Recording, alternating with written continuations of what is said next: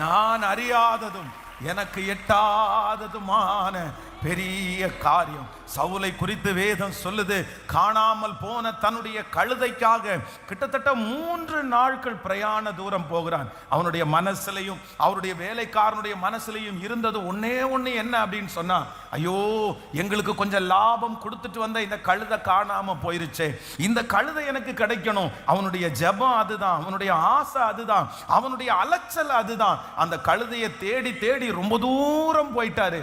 ஆனா இப்போ எங்க போயிருச்சு, ரொம்ப தூரம் வந்துட்டோம், திரும்பி போறதா, கிடைச்சிருச்சான்ற ஒரு பெரிய சந்தேகத்துல அங்க ஊழியக்காரனை தேடி போகிறார்கள்.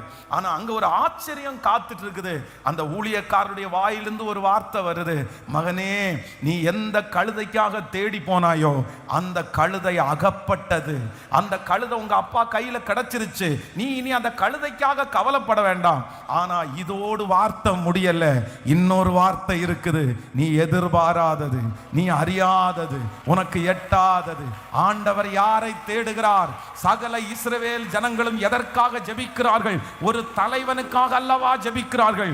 அந்த தலைவனுடைய அபிஷேகம் உன் தலை மேல இருக்குது. கர்த்தர் உனக்கு டபுள் ப்ரமோஷன், நீ அறியாதிருக்கிறதும் உனக்கு எட்டாதிருக்கிற ஒன்றையும் கிருபையாய் தருகிறவர். ஹல்லேலூயா. இந்த பலிபீடத்திலிருந்து நான் ஆண்டவருடைய வார்த்தையை விசுவாசிக்கிறேன். இப்போ நீங்க ஜெபிக்கிற அந்த ஜெபம் நடக்கும், அந்த கடன் முடிவிற்கு வரும், அந்த பண வசதியை கர்த்தர் கொண்டு வந்து தருவார், உங்க பிள்ளைகளுடைய திருமண காரியத்தை வாக்கிய பண்ணுவார், குழந்தை வாக்கியத்தை கர்த்தர் வாக்கிய பண்ணுவார். நீங்க அறிஞ்சிருக்கிற ஒரு அற்புதம் நடக்கும்.